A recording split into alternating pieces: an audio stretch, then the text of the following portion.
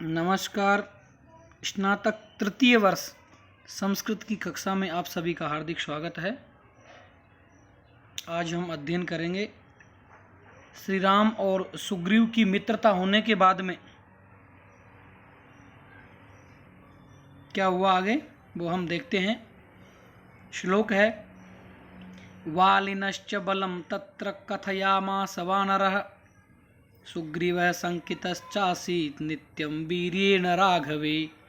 वालिनश्च बलं तत्र कथयामास वानरः सुग्रीवः शङ्कितश्चासीत् नित्यं वीर्येण राघवे।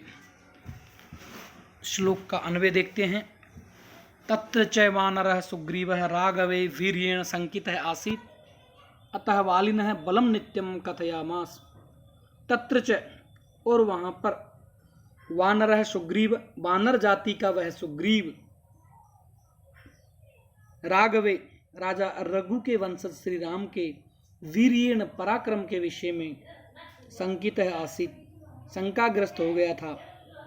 अर्थात उसको थोड़ी सी शंका थी कि ये श्री राम मेरे भाई बाली को मार भी सकेंगे या नहीं मार सकेंगे।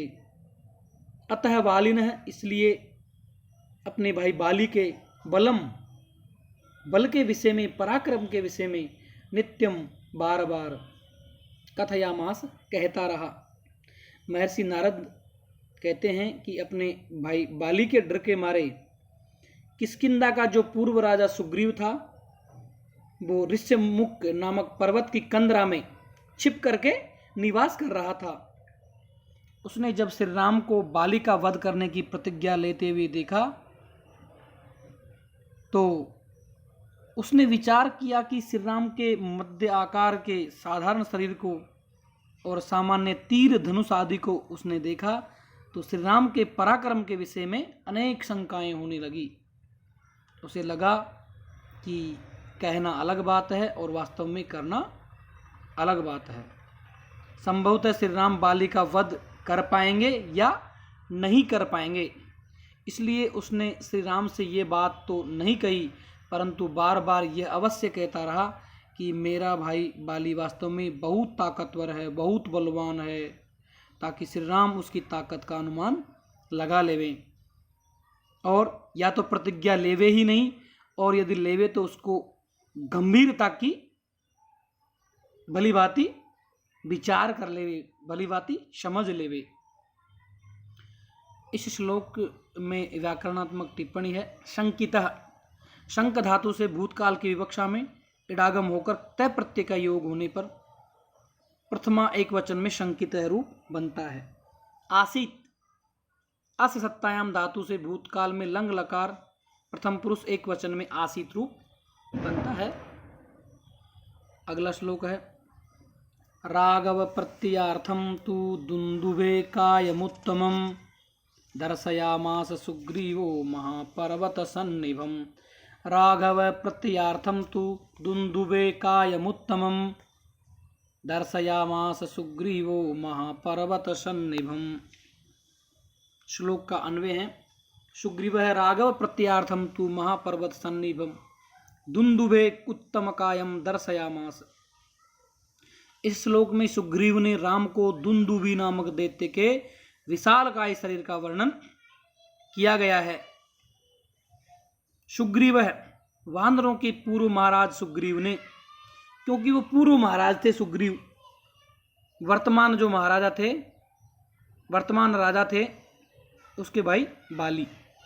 तो सुग्रीव ने राघव प्रत्यार्थम, महाराजा रघु के वंशज श्री राम को विश्वास दिलाने के लिए, तू निश्चित रूप से महापर्वत सन्निभम, एक महान या विशाल पर्वत के समान लगने वाले दुंदुभे, दुंदुभि नामक राक्षस के उत्तम कायम, अत्यंत विशाल काय शरीर को, उसके अस्थि पंजर को, उस राक्षस के इतने बड़े शरीर को दर्शयामास, दिखाया। अर्थात वानरों के जो राजा सुग्रीव ने महाराज रघु के वंशज श्री राम को अपनी बात का विश्वास दिलाने के लिए एक महान और विशाल पर्वत के समान लगने वाले दुंदुभी नामक राक्षस के अत्यंत विशालकाय शरीर को दिखाया। इसमें व्याकरणात्मक टिप्पणी है।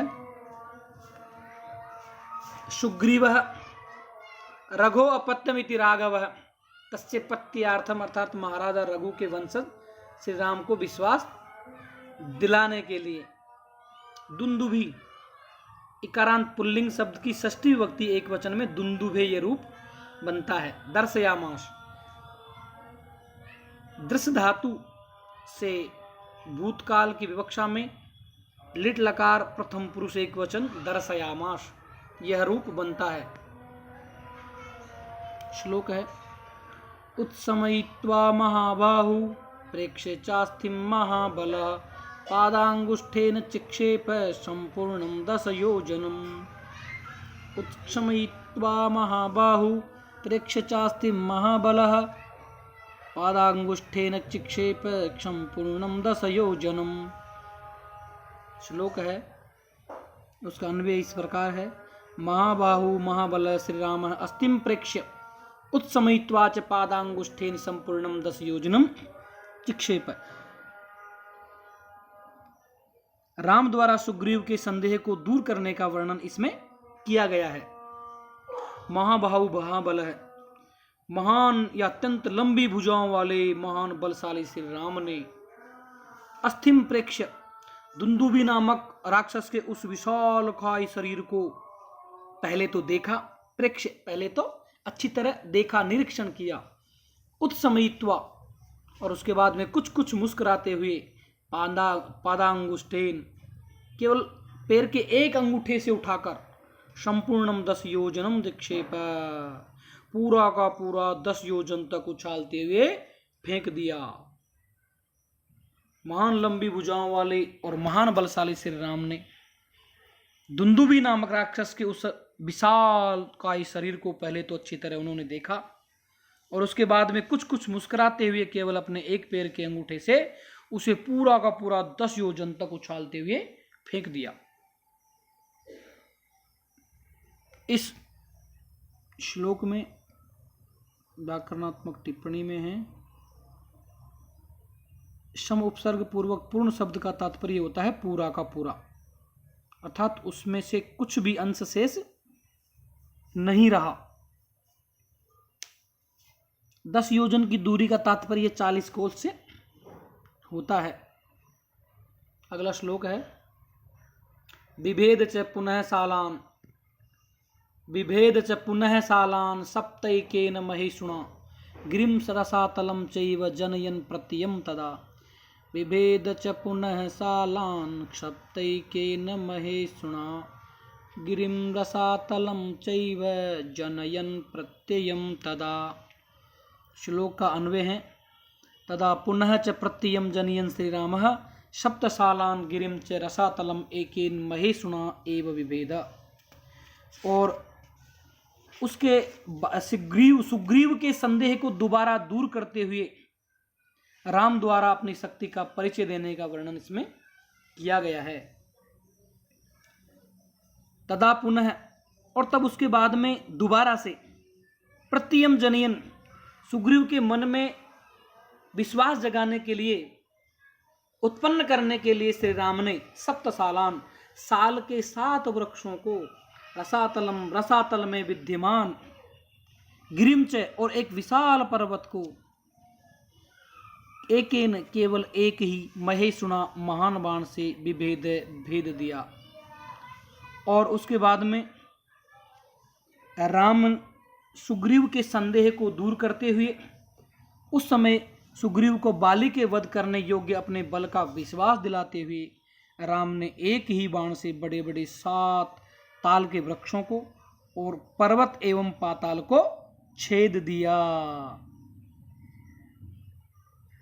इसमें सप्तैकेन सप्त प्लस एकेन यहाँ पे वृद्धि संधि है। पुनस्तालान पुनः प्लस तालान यहाँ सत्व संधि। जनयन जन प्लस सत्री प्रत्यय यहाँ पर है जनयन। अगला श्लोक है ततः प्रीतमनास्तेन विश्वस्तः स महाकपिः किष्किन्धां राम सहितो जगाम च गुहां तदा। ततः प्रीतमनास्तेन विश्वस्तः स महाकपिः किष्किन्धां राम सहितो जगाम च गुहां तदा। अन्वय के अनुसार हम इसका अर्थ देखते हैं।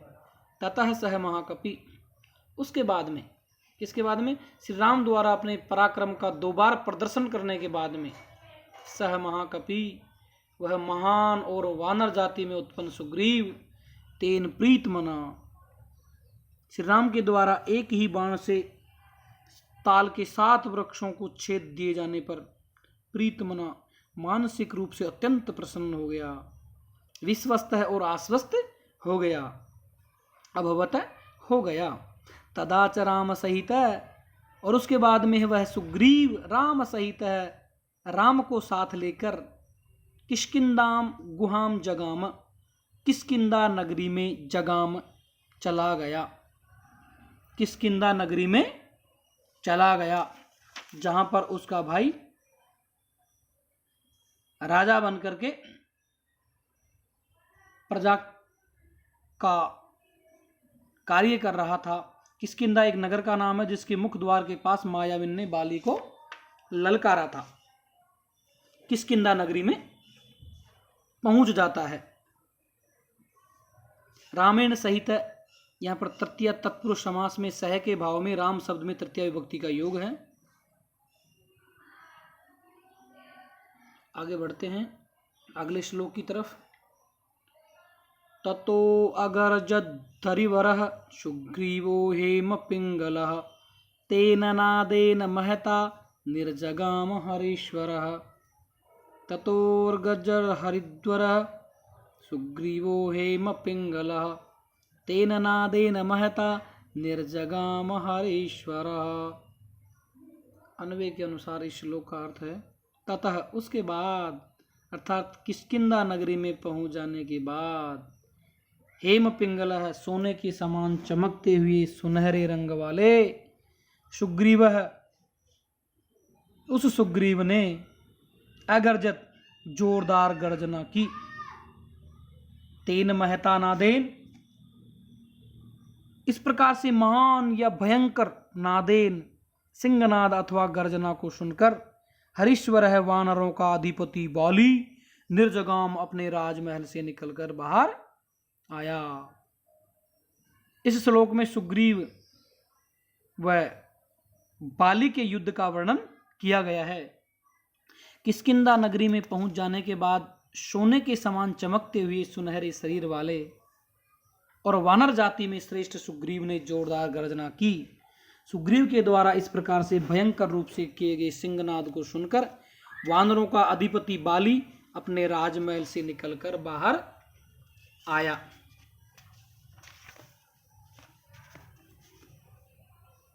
हरीशुवरः, हरिवरः,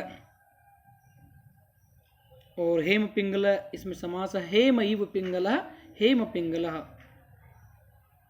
हरीश्वर है, हरि प्लस ईश्वर है, यहाँ पर दीर्घ संधि है। नादेन, यहाँ पर नाद प्लस तृतीया एक वचन यानी टा विभक्ति है।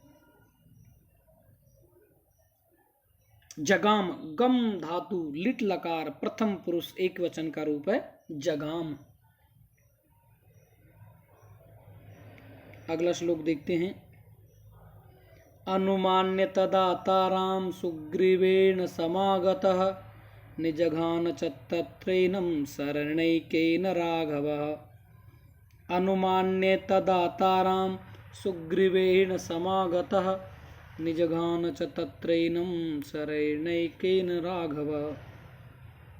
इस श्लोक में बाली के वध का वर्णन किया गया है। अन्वय इस प्रकार है। तदा ताराम अनुमान्य सुग्रीवेण समागतः वाली युयुधे तत्र च राघवः एनम एकेन शरेण निजगान। तदा, तब राजमहल से बाहर निकलते समय ताराम, अपनी पत्नी तारा को अनुमान ने अच्छी तरह से मना करने पर भी संतुष्ट करने के बाद सुग्रीवेण, सुग्रीव के साथ समागतः बाली ने आकर युद्ध किया, और पास में आकर बाली ने युद्ध किया। बाली युयुधे, बाली ने युद्ध किया। समागत है पास में आ गया और बाली ने युद्ध किया। तत्र च, और उन दोनों भाइयों के युद्ध में राघव एनम एकेन शरेण निजगाना, रघुकुल में उत्पन्न श्री राम ने इस बाली को केवल एक ही बाण से निश्चित रूप से मार दिया। अर्थात इस श्लोक में बताया गया है कि राजमहल से बाहर निकलते समय तारा ने अपनी पति बाली को रोकने का प्रयत्न किया, क्योंकि वह जानती थी कि श्री राम बहुत शक्तिशाली है और वे सुग्रीव के साथ हैं। इसका मतलब यह हुआ कि श्री राम के हाथों बाली मारा जा सकता है, परंतु अपनी तारा पत्नी को बाली ने यह कहकर समझा बुझाकर संतुष्ट कर दिया कि श्री राम शक्तिशाली होने के साथ साथ नीतिज्ञ भी हैं। यदि मैं निर्दोष हूं तो श्री राम मेरा वध कभी नहीं करेंगे। श्री राम केवल दोषियों का ही वध करते हैं। राजमहल से बाहर आकर बाली ने सुग्रीव के साथ युद्ध किया और श्री राम ने धर्म का पालन करते हुए केवल अपने एक ही बाण से बाली को मार दिया। इस प्रकार श्री राम के एक ही बाण से बाली मारा गया। इस श्लोक में निजघान जो पद हैं उसमें निउपसर्ग पूर्वक हन धातु लिट लकार प्रथम पुरुष एक वचन में बनता है निजघान। तत्र एनम, यहाँ पर वृद्धि जैसी सूत्र से वृद्धि होने पर तत्र एनम रूप बनता है। क्षमागतः सम प्लस आगतः दीर्घ संधि। आगतः उपसर्ग पूर्वक गम धातुर तय प्रत्यय आगतः। राघवः रघु प्लस अण राघवः रूप बनता है। तो आज बस इतना ही प्रिय विद्यार्थियों, धन्यवाद।